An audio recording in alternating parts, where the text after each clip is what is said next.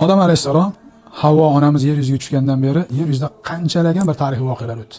Odam alayhissalomdan keyin yer yuziga mashhur 25 ta payg'ambar. Kitoblarda 100 mingdan oshiq payg'ambarlar agar yer yuzida yashagan bo'lsa, ularning aksari aynan mana shu biz umra sababidan, umra maqsadida borib turadigan joyimiz Saudiya Arabistoni, Arab yarim orolida bo'lgan. Siz bilan biz navbatdagi 22 dekabrda bo'lgan safarimizda aynan payg'ambarlarning izidan ham bundoq aytganda ekspeditsiya deb qo'ysa ham bo'laveradi. Bizni Qirg'izistondan birinchi yo'li bu maqsadda chiqayotgan bir komandamiz. Ajib bir safar bo'ladi.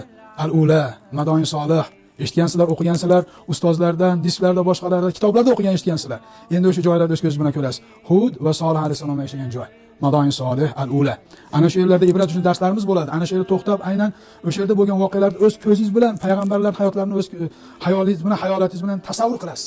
Tasavvur qiling-da. Solih alayhisalom davrida qavm Solih alayhisalomdan mo'jiza talab qildi. Mana bu harsang toshni bizga tirik tuyaga aylantirib ber dedi. Payg'ambar duo qildi, Robbiga yalindi.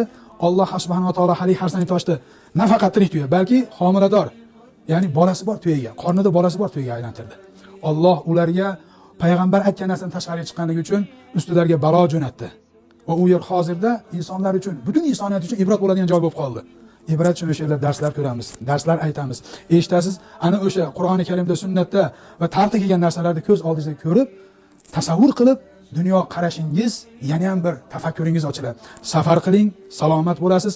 Safar qiling, tafakkur qilgan bo'lasiz. Safar qiling, dunyo qarashingiz kengayadi.